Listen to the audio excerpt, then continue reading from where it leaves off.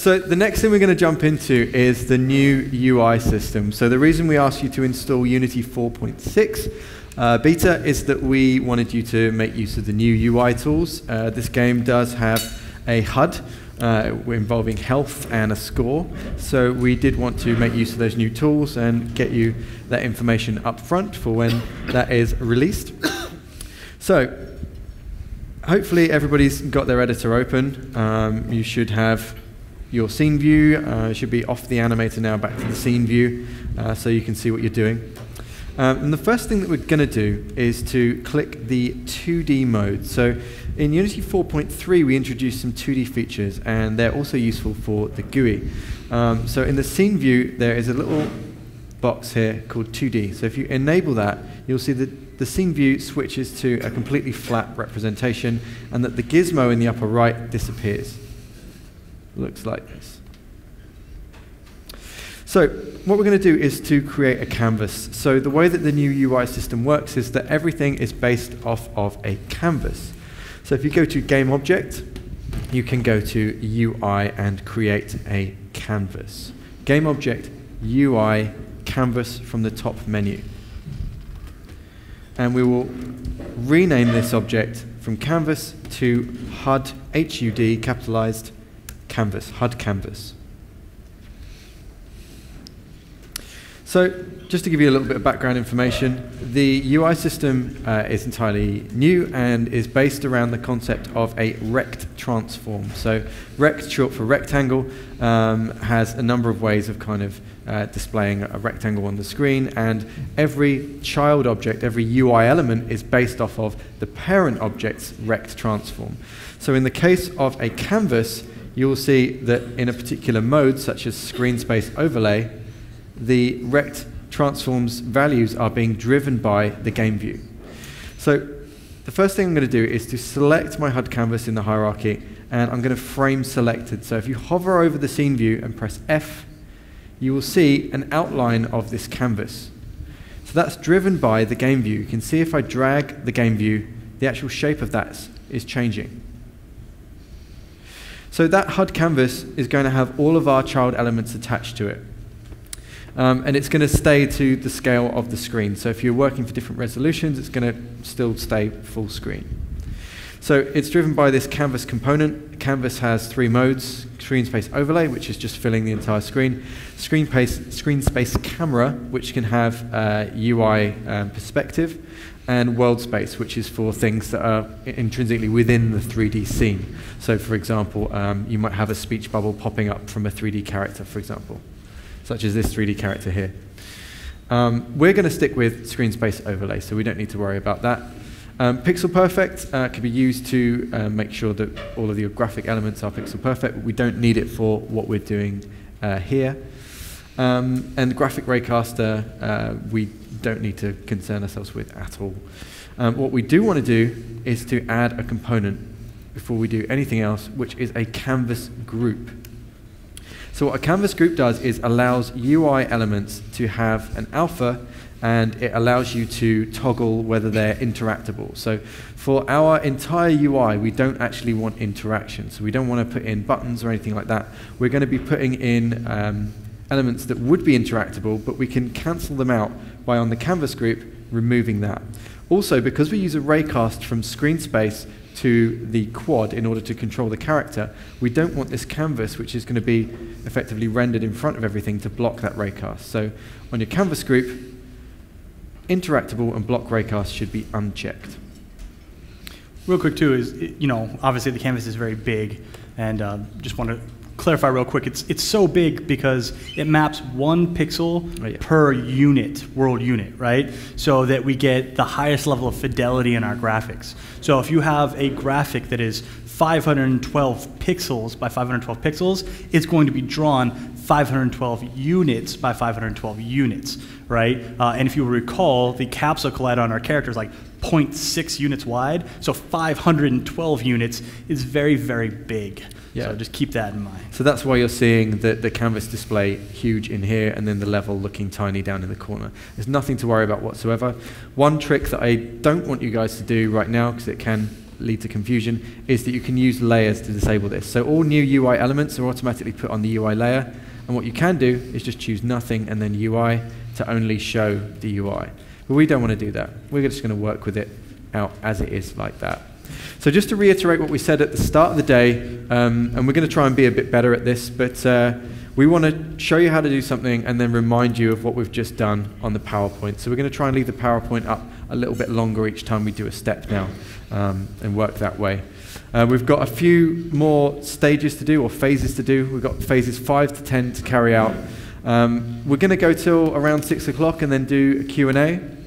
And we have to be out of the room by 7. We're going to try and fit in some kind of comfort break around 4 o'clock maybe. But yeah, just a bit of housekeeping. So what have we just done? We've switched the scene view into 2D mode, and we have created a UI canvas. We've renamed this HUD canvas, and we've assigned a canvas group component. We uncheck the interactable and block raycast checkboxes. Everybody's looking okay? People doing stuff? People not doing stuff? Okay, cool.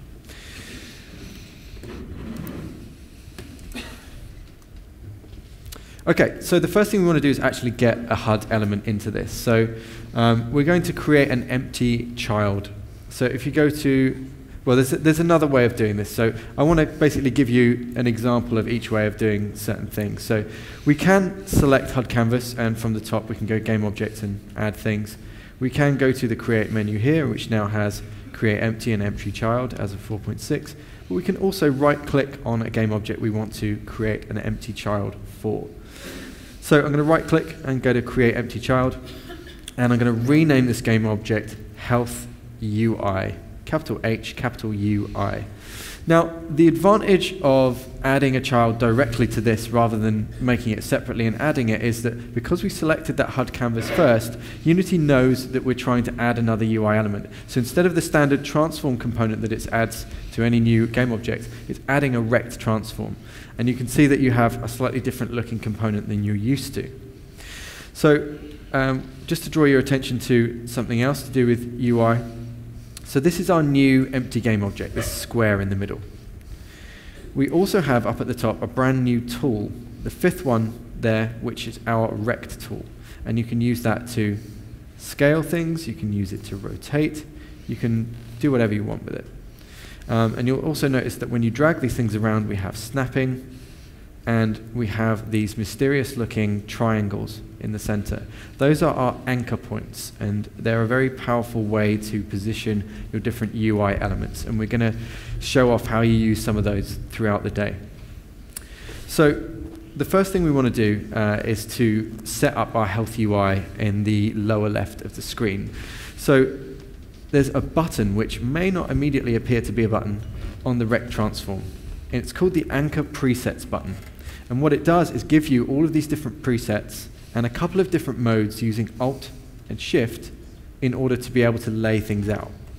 So the rect transform's position is based off a number of different factors. And when you're in different modes and have your position in different places, the actual properties that you're getting, the position, X, Y, Z, the width and height, will be different depending on how things are anchored, i.e. where those particular anchors are positioned. So when they're all positioned together, so for example, if I just move this and move my anchor to the top right, then my position is relative to where those anchors are. So as I drag my canvas in, you can see that that stays with the right-hand edge. So it's all based around this thing, but we're going to use some of the presets for this to make it a little simpler. So what I want you to do is to, with the rect transform button open, hopefully you can see this menu, we're going to, first off, we're going to hold Alt, because Alt is also going to set the position whilst moving the anchors for us. And we're also going to hold Shift. And then we're going to click on the lower left preset. So you can see they've got titles here. We've got bottom and left. We're going to click there with Alt and Shift. So you see if I hold Alt, it moves the box. If I hold Shift, it highlights a blue circle, which is our pivot. And we click there. If you have trouble remembering that, it also says it right at the top. Yeah, we've got also Shift set pivot. Sets the pivot, Alt sets the position. So Alt click and lower left. So then what you should see is that in your scene view that you have something in the lower left. It looks like this. Then I'm going to go ahead and set the width to 75, and I'm going to set the height to 60. Again, one more time. So we've created an empty child. So this is effectively a holder, and it's going to hold a heart icon, and it's going to hold a slider to represent the health. And we've positioned this in the lower left by using the anchor presets tool on the rect transform.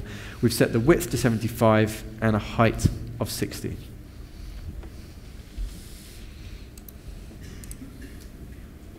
Remember, those values are pixels specifically. Yeah. So.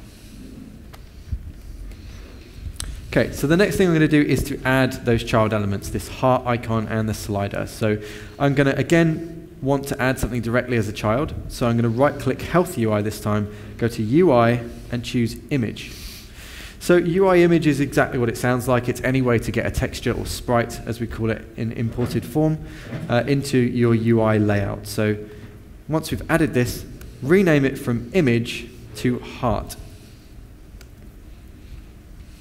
Then, in the rect transform, we are going to set the X and Y positions, if they're not already, to 0. And I'm going to set my width and height to 30. So what you should see is a white square in the lower left of your screen. So you should have your Health UI parent object, and you should have your heart, which is a white square right now. So when you add an image in the new system, until you give it a source image, it has a white background. So it falls back to using its color property. So that's just a really handy way to see where the outline of the thing's going to be. And if you didn't want to see it at all, you could always turn down the alpha value, the opacity of the image. But we do have an image for it. So we're going to, on the image component, use the circle select to look into our assets and choose heart. So click the circle select to the right of source image and choose heart from the assets. I'm sure you've all are noticing that the heart and the white box and everything are actually appearing in the lower left-hand corner in your game view. Yeah. So it's very easy to set things up, also keeping your game view, because you'll see what it will actually look like in the final project. So we've added the Health UI image, we've renamed it heart, and we've made sure the position is X and Y 0, width and height are 30, and we've assigned the heart sprite. So just one quick note about sprites being used for this new system. If you look in the textures folder, you'll see heart, and basically that's imported as a 2D and UI sprite. Good point. So you don't need to do anything here. I'm just showing you guys that if you want to use images as part of the UI system, just change them to sprite. So that's a type that we've had since 4.3, used for 2D stuff, and now it's used for UI as well. Okay, so the next thing we're going to do is to add in a slider for our UI. So we have the heart, and next to it we want to have the amount of health displayed to the user. So I'm going to reselect my health UI because I want to create a child of that. So I'm going to right-click, do the same again, UI, and this time we're going to choose slider. And we're going to rename this first of all to health slider. So F2 on PC, return on Mac, health slider, capital H and S. Oops, there we go. Then I'm going to set the X position in the rect transform to 95, ensuring that Y and Z are 0. So what this is effectively is a slider. So you can use this for a number of different things. If you have settings in a game, you might want people to drag a slider and set something. We're using it slightly differently. We're using it in a non-interactable manner. And basically, we don't need to worry about the handle. So what I want you guys to do is to open up Health Slider to see the child objects that are standard within a slider. You'll see that we have fill area and handle slide area. So the fill area is in charge of the background and the fill itself. So the main space that you've got to fill and what's going to be behind it. We don't want the handle slide area at all, so we're going to remove that from the hierarchy. So leaving the fill area, select handle slide area, and to delete something, if you're on a PC, delete key, on Mac, Command backspace will remove it from the hierarchy. And you should then lose the handle in the game view and scene view, just be left with the actual slider space itself. One more time. So we've created a health UI slider by right-clicking on health UI to place it as a new child. We've renamed it from slider to health slider. The rect transform X position should be 95 with Y and Z on 0. We've expanded that to show the child objects and then deleted health slide, handle slide area, sorry. Cool. Everybody doing good? Okay, so we want to set up what this actually does. So the first thing we're going to do is look at our slider component. So the slider component is basically all of the different rules about what it's going to do. It has an interactable checkbox. We know that we don't want to actually have any interaction here, but because we place this under the canvas, which by default itself isn't interactable, we don't need to worry about the sub-assets having interactable checkboxes. So we don't need to go through and uncheck all of those. The canvas, being the parent, is handling all of that for us. Because it is something that you can interact with as standard, we have a transition. So we don't want any of that either. So we're going to select transition, none. Then we want the max value of this to be equal to the starting health effectively. So I'm going to set the max value to 100. Then I'm going to change the value also to 100. So if you look at the game view, when I adjust this slider, you can see that that is the value that we're getting. So when I set that to 100, I know that I can write some scripting that addresses this slider and decreases that each time we get hurt by an enemy. Okay, so let's just check those steps one more time. In the slider component, we don't need a transition. We don't need to worry about interactable. We set the max value property to 100 and also the actual value itself. Cool.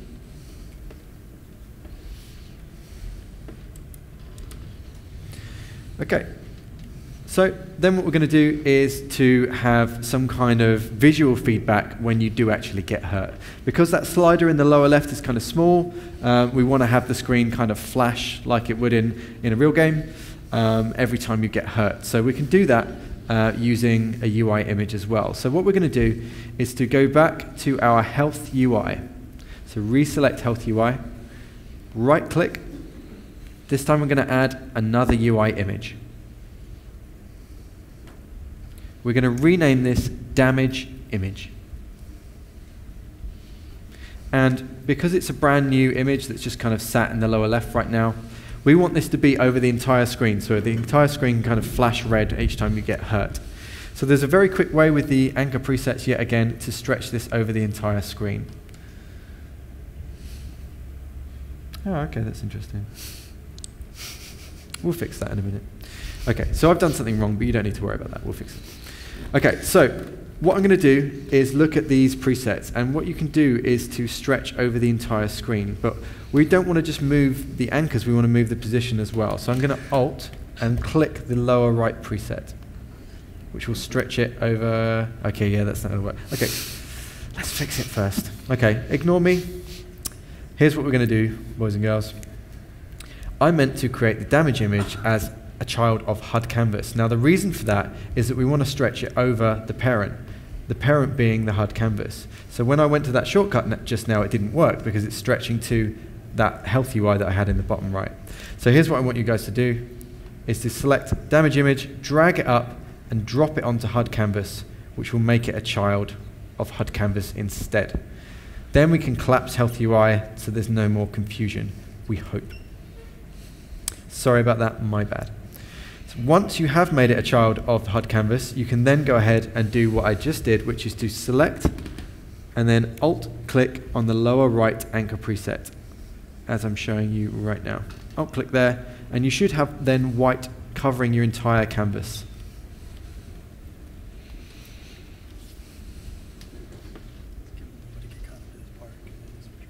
Okay. And then the final thing we need to do is set the alpha to 0 for this. So we're going to worry about the color in our scripting later, so don't worry about that now. But to set the alpha to 0, we just click the color block and then drag the A for alpha down to 0.